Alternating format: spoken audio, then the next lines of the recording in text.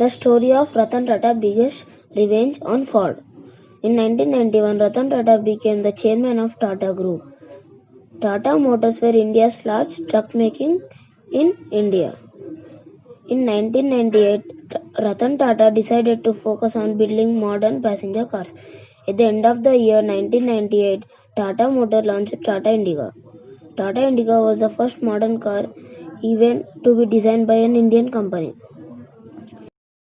It was Ratan Tata's dream project. He worked day and night to make his dream come true. It was not. But when the car was launched in the market, it was not what he had expected. The car sales rate was so poor that the Tata Group decided to sell its car business. In 1999, Ford was interested in buying Tata's car business. They invited the Tata Group to their head office in Detroit. Ratan Tata and his team flew all the way to Detroit. The Tata and Ford officials were in a meeting for 3 hours. Bill Ford told Ratan Tata, "You don't know anything. Why did you start the passenger car division at all? We are doing you a big favor by buying your car division." Ratan Tata just couldn't stay still after being humiliated like this. The same night, he decided not to sell their car business. He turned all his focus to Tata Motors. He flew back to Mumbai, India with his team the same night. With time, Tata Motors became a successful car company all over the world. By 2008, Tata Motors has the best-selling cars in the market.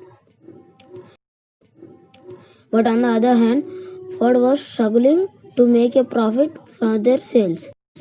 In 2008, Ratan Tata offered to buy the Jaguar and Land Rover series cars from Ford. Those were Ford's worst-selling car brands. And Ford was facing a huge loss because of those two companies. At that time, Bill Ford came with his team all the way to Mumbai, India. In the meeting, Bill Ford told Ratan Tata, "You are doing us a big favor by buying JLR. Thank you." Ratan Tata couldn't have humiliated Bill Ford just like the way he was humiliated back in 1999. But he did not do that. He came out as a bigger and better person.